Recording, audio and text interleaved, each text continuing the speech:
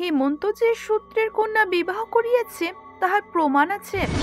আমার যাহা কাজ তাহা আমি করিয়াছি বাবা। এখন পরের পরিত্যক্ত স্ত্রীকে পোষণ করা আমার কম্য নহে। হেমন্ত, বউকে এখনই বাড়ি হইতে দূর করিয়া দাও। আমি স্ত্রীকে ত্যাগ করিব না। কি, তাহলে তুই জাত খোয়াইবি? আমি জাত মানি না, তবে তুই শুধু দূর হইয়া যা।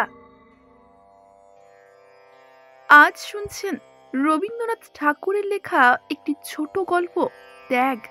ত্যাগ গল্পটি প্রথম প্রকাশিত হয় সাধনা পত্রিকায় 1299 বঙ্গাব্দে। বর্তমানে গল্পটি তার ছোট গল্পের সংকলন গল্পগুচ্ছের অন্তর্গত। প্রধান চরিত্রে হেমন্ত, কুসুম, হরিহর এবং প্যারিস শঙ্কর। গল্প পাঠে আমি সায়ন্তিকা। শুরু হচ্ছে ত্যাগ। ফাল্গুনের প্রথম পূর্ণিমায় আম্রমুকুলের গন্ধ লইয়া নববসন্তের বাতাস বহিতেছে। পুষ্পরিণীটির তীরে একটি পুরাতন লিচু গাছের ঘন পল্লবের মধ্য হইতে একটি নিদ্রাহীন অশান্ত পাপিয়ার গান মুখুজ্জদের বাড়ির একটি নিদ্রাহীন শয়ন গৃহের মধ্যে গিয়া প্রবেশ করিতেছে। হেমন্ত কিছু চঞ্চল ভাবেই কখনো তার স্ত্রীর একগুচ্ছ চুল খোপা হইতে বিশিষ্ট করিয়া লইয়া আঙ্গুলে জড়াইতেছে, কখনো তাহার বালাতে চুরিতে সংঘাত করিয়া ঠুংঠাং শব্দ করিতেছে, কখনো আবার তাহার মাথার ফুলের মালাটা টানাইয়া স্বস্থানচ্যুত করিয়া তাহার মুখের ওপর আনিয়া ফেলিতেছে। কিন্তু কুসুম সম্মুখের চন্দ্রালোক প্লাবিত অসীম শূন্যের মধ্যে দুই নেত্রকে নিমগ্ন করিয়া দিয়া স্থির হইয়া বসিয়া আছে। স্বামীর চাঞ্চল্য তাহাকে স্পর্শ করিয়া প্রতিহত হইয়া ফিরিয়া যাইতেছে। হেমন্ত কিছু অধীর ভাবে কুসুমে দুই হাত নাড়া দিয়া বলিল, কুসুম, তুমি আছো কোথা? তোমাকে যেন একটা মস্ত দূরবীন কষিয়া বিস্তর ঠাহর করিতে হইবে, এমন দূরে গিয়া পড়িয়াছ। আমার ইচ্ছা তুমি আজ একটু কাছাকাছি আসো, দেখো দেখি কেমন চমৎকার রাত্রি। কুসুম শূন্য হইতে মুখ ফিরাইয়া লইয়া স্বামীর মুখের দিকে রাখিয়া কহিল, এই জ্যোৎস্না রাত্রি, এই বসন্তকাল সমস্তই মুহূর্তে মিথ্যে হইয়া ভাঙিয়া যাইতে পারে এমন একটা মন্ত্র আমি জানি।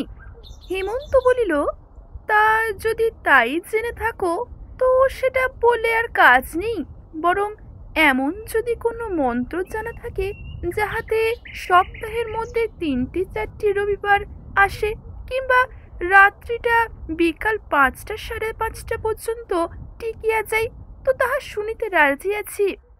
এই বলিয়া কুসুমকে আর একটু টানিয়া লইতে চেষ্টা করিল। কুসুম সে আলিঙ্গন পাশে ধরা না দিয়া কহিল, আমার মৃত্যুকালে তোমাকে যে কথাটা বলিব মনে করিয়াছিলাম, আজ তাহা বলিতে ইচ্ছা করিতেছে। আজ মনে হইতেছে তুমি আমাকে যতই শাস্তি দাও না কেন আমি বহন করিতে পারিব। এমন সময়ে শোনা গেল একটা ক্ষুদ্র চটি জুতার চটাচট শব্দ নিকটবর্তী হইতেছে।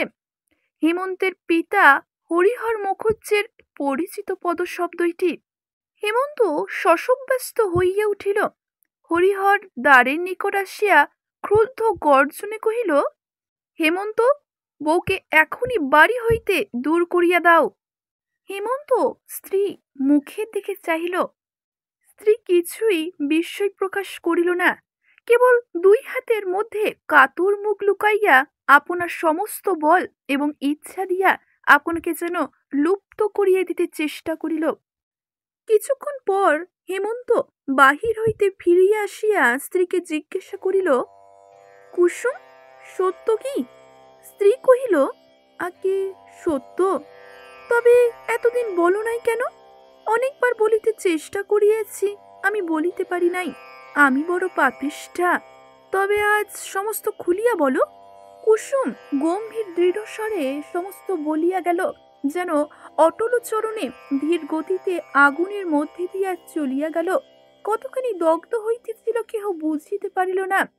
সমস্ত শুনিয়া হেমন্ত উঠিয়া গেল। কুসুম বুঝিল যে স্বামী চলিয়া গেল, সে স্বামী আর ফিরিয়া পাইবে না। কিছু আশ্চর্য মনে হইল না। এই ঘটনাও যেন অন্যান্য দৈহিক ঘটনার মতো অত্যন্ত সহজভাবে উপস্থিতি হইল। কেবল পৃথিবীকে এবং ভালোবাসাকে আঁকা করা মিথ্যে ও শূন্য বলিয়া মনে হইল। সেই ভালোবাসা এইটুকুর ওপর নির্ভর। সমাজ যেমনি একটু আঘাত করিল, অমনি অসীম ভালোবাসা চূর্ণ হইয়া এক মুষ্টি ধুলি হইয়া গেল। ভালোবাসা আমার অপেক্ষাও মিথ্যা বাঁধেনি, মিথ্যাচারিণী। পরদিন প্রভাতেই অনিদ্রা শুষ্ক হেমন্ত পাগলের মতো হইয়া প্যারিস শঙ্কর ঘোষের বাড়ি গিয়া উপস্থিত হইল। প্যারিস শঙ্কর জিজ্ঞাসা করিল, কি হে বাপু, কি খবর? হেমন্ত মস্ত একটা আগুনের মতো যেন দাউ দাউ করিয়া জ্বলিতে জ্বলিতে কাঁপিতে কাঁপিতে বলিল, তুমি আমাদের জাতি নষ্ট করিয়াছ, সর্বনাশ করিয়াছ, তোমাকে ইহার শাস্তি ভোগ করিতেই হইবে। প্যারিস শঙ্কর ঈষৎ হাসিয়া কহিল, হাহ, আর তোমরা আমার জাতি রক্ষা করিয়াছ, আমার সমাজ রক্ষা করিয়াছ বুঝি? আমার পিঠে হাত বুলাইয়া দিয়াছ, আমার প্রতি ভালোবাসা, হ্যাঁ, তোমাদের বড় যত্ন ছিল। হেমন্তের ইচ্ছা হইল সেই মুহূর্তেই প্যারিস শঙ্করকে ব্রহ্মতেজে ভস্ম করিয়া দিতে, কিন্তু সেই তেজে সে নিজেই জ্বলিতে লাগিল। হেমন্ত ভগ্ন কণ্ঠে বলিল, আমি তোমার কি করিয়াছিলাম? প্যারিস শঙ্কর কহিল, আমি জিজ্ঞাসা করি, আমার একটিমাত্র কন্যা ছাড়া আর সন্তান নাই। আমার সে কন্যা তোমার বাপের কাছে কি অপরাধ করিয়াছিল? তুমি তখন ছোট ছেলে, তুমি হয়তো জানো না ঘটনাটা, তবে মন দিয়া শোনো। ব্যস্ত হইও না বাপু, ইহার মধ্যে অনেক কৌতুক আছে। আমার জামাতা নবকান্ত আমার কন্যার গহনা চুরি করিয়া যখন পলাইয়া বিলেতে গেল, তুমি তখন শিশু ছিলা। তাহার পর 5 বৎসর বাদে সে যখন ব্যারিস্টার হইয়া দেশে ফিরিয়া আসিল, তখন পাড়ায় যে একটা গোলমাল বধিল, তোমার বোধ করি কিছু কিছু মনে থাকিতে পারে, কিংবা তুমি না জানিতেও পারো। তুমি তখন কলিকাতা স্কুলে পড়ো। তোমার বাপ গ্রামের দলপতি হইয়া বলিয়াছিলেন, মেয়েকে যদি স্বামী গৃহে পাঠাও, অভিপ্রায় থাকে, তবে সে মেয়েকে আর ঘরে লইতে পারিবে না। আমি তোমার বাপকে হাতে পায়ে ধরিয়া বলিয়াছিলাম, দাদা, এ যাত্রা তুমি আমাকে ক্ষমা করিয়া দাও, আমি ছেলেটিকে গোবর খাইয়া প্রায়শ্চিত্ত করাইয়া দিচ্ছি, তোমরা তাহাকে জাতে তুলিয়া লও। তোমার বাপ কিছুতেই রাজি হইলেন না। আমিও আমার একমাত্র মেয়েকে ত্যাগ করিতে পারিলাম না। সেই মুহূর্তে জাত ছাড়িয়া, দেশ ছাড়িয়া কলিকাতায় আসিয়া ঘর করিলাম। এখানে আসিয়া আপদ মিটিল না। আমার ভ্রাতুষ্পুত্রের যখন বিবাহের সমস্ত আয়োজন করিয়াছি, তোমার বাপ কন্যাকর্তাদের উত্তেজিত করিয়া সে বিবাহ ভাঙ্গিয়া দিলেন। আমি প্রতিজ্ঞা করিলাম, যদি ইহার প্রতিশোধ না লই, তবে আমি ব্রাহ্মণের ছেলে নহি। এইবার বুঝি কতকটা বুঝিতে পারিয়াছ, কিন্তু আর একটু সবুর করো। তুমি যখন কালেজে পড়িতে, তোমার বাসার পাশেই বিপ্রদাস চাটুর্যের বাড়ি ছিল। বেচারা এখন মারা গিয়েছে। ওই চাটুর্য মহাশয়ের বাড়িতে কুসুম নামে একটি শৈব বিধবা অনাথা কায়স্থ কন্যা আশ্রিত থাকিত। মেয়েটি বড় সুন্দরী। বুড়ো ব্রাহ্মণ কালেজের ছেলেদের দৃষ্টিপথ হইতে তাহাকে সংবরণ করিয়া রাখিবার জন্য কিছু দুশ্চিন্তাগ্রস্ত হইয়া পড়িয়াছিল। কিন্তু বুড়ো মানুষকে ফাঁকি দেওয়া একটি মেয়ের পক্ষে কিছুই শক্ত নহে। মেয়েটি প্রায় কাপড় শুকাইতে দিতে ছাদে উঠিত, এবং তোমরাও বোধ করি ছাদে না উঠিলে পড়া মুখস্থ হইত না। পরস্পরের ছাদ হইতে তোমাদের কোনরূপ কথাবার্তা হইত কিনা সে তোমরাই জানো। কিন্তু মেয়েটির ভাবগতিক দেখিয়া বুড়োর মনেও সন্দেহ হইল, কারণ কাজকর্মে তাহার ক্রমিক ভুল হইতে দেখা গেল। অবশেষে বুড়ো আবিষ্কার করিল, যাতে তোমাদের মধ্যে সময়ে অসময়ে নীরব দেখা সাক্ষাৎ চলিয়া থাকে। ওই বিপ্রদাস যখন আমার কাছে পরামর্শ জানিতে আসিল, আমি কহিলাম, খুড়ো, তুমি তো অনেক দিন হইতে কাশী যাইবার মানুষ করিয়াছ, মেয়েটিকে আমার কাছে রাখিয়া তীর্থবাস করিতে যাও, আমি তাহার ভাল লইতেছি। বিপ্রদাস তীর্থে গেল। আমি মেয়েটিকে শ্রীপতি চাটুর্যের বাসায় রাখাইয়া তাহাকেই মেয়ের বাপ বলিয়া চালাইলাম। তারপর যাহা হইল তোমার জানা আছে। তোমার কাছে আগাগোড়া সব কথা খোলসা করিয়া বলিয়া বড় আনন্দ লাভ করিলাম। এ যেন একটা গল্পের মতো। ইচ্ছা আছে সমস্ত লিখিয়া একটি বই করিয়া তুলিব। হেমন্ত প্যারিস শঙ্করের এই শেষ কথাগুলিতে বড় একটা কান্না দিয়া সে কহিল, কুসুমি বিয়েতে কোনো আপত্তি করে নাই? আপত্তি ছিল কিনা বোঝা বাড়ি শক্ত। জানো তো বাপু, মেয়ে মানুষের মন যখন না বলে তখন হ্যাঁ বুঝিতে হয়। প্রথমে তো দিন কত নতুন বাড়িতে আসিয়া তোমাকে না দেখিতে পাইয়া কেমন পাগলের মতো হইয়া গেল। তুমিও দেখিলাম কোথা হইতে সন্ধান পাইয়াছ। প্রায় বই হাতে করিয়া কালেজে যাত্রা করিবাই তোমার পথ ভুল হইত, এবং শ্রীপতির বাসার সম্মুখে আসিয়া কি যেন খুঁজিয়া বেড়াইতে। দেখিয়া শুনিয়া আমার বড় দুঃখ হইল। দেখিলাম তোমার পড়ার বড়ই ব্যাঘাত হইতেছে এবং মেয়েটির অবস্থা সংকটাপন্ন। তাই একদিন কুসুমকে ডাকিয়া লইয়া কইয়াছিলাম, হা বাচ্চা, আমি বুড়া মানুষ, আমার কাছে লজ্জা করিবার আবশ্যক নাই। তুমি যাহাকে মনে মনে প্রার্থনা করো আমি জানি, ছেলেটিও মাটি হইবার জো হইয়াছে। আমার ইচ্ছা তোমাদের মিলন হয়।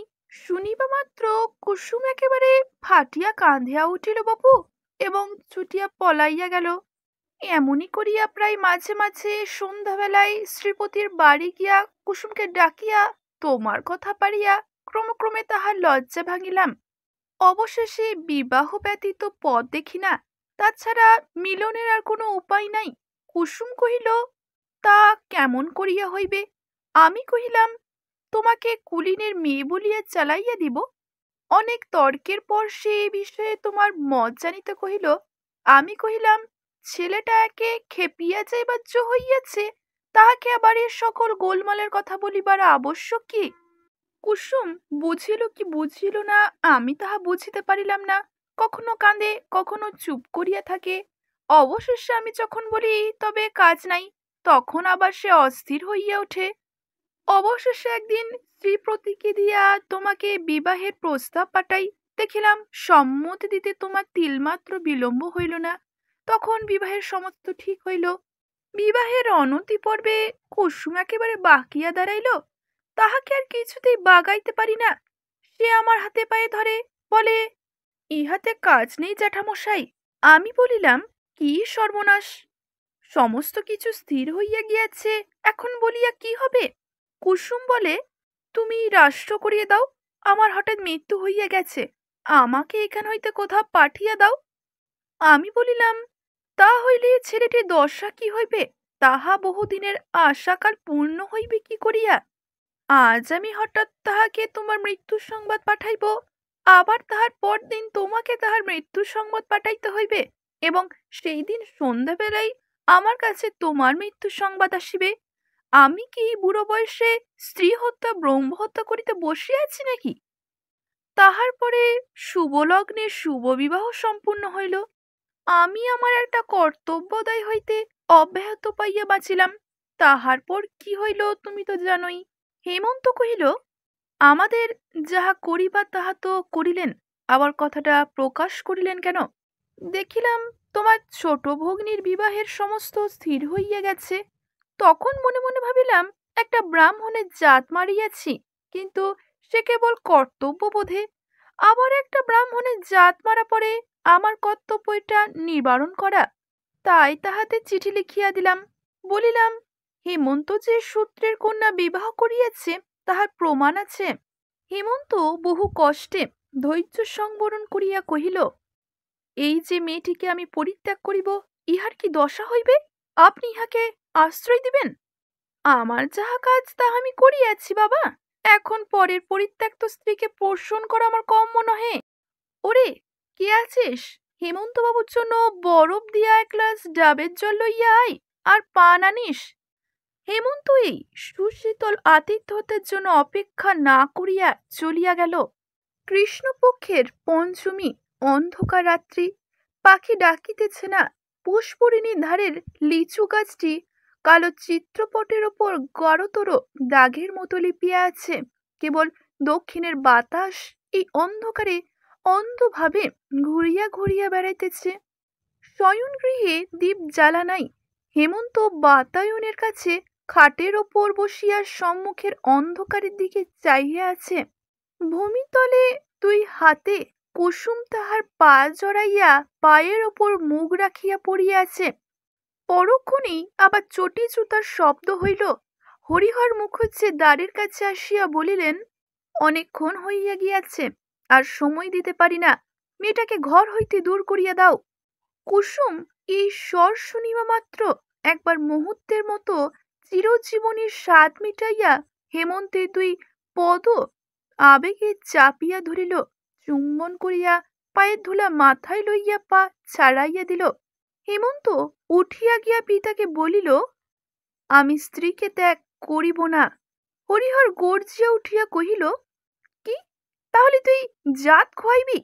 হেমন্ত কহিল, আমি জাত মানি না, তবে তুই শুধু দূর হইয়া যা। এখানেই শেষ করছি আজকের গল্পটি।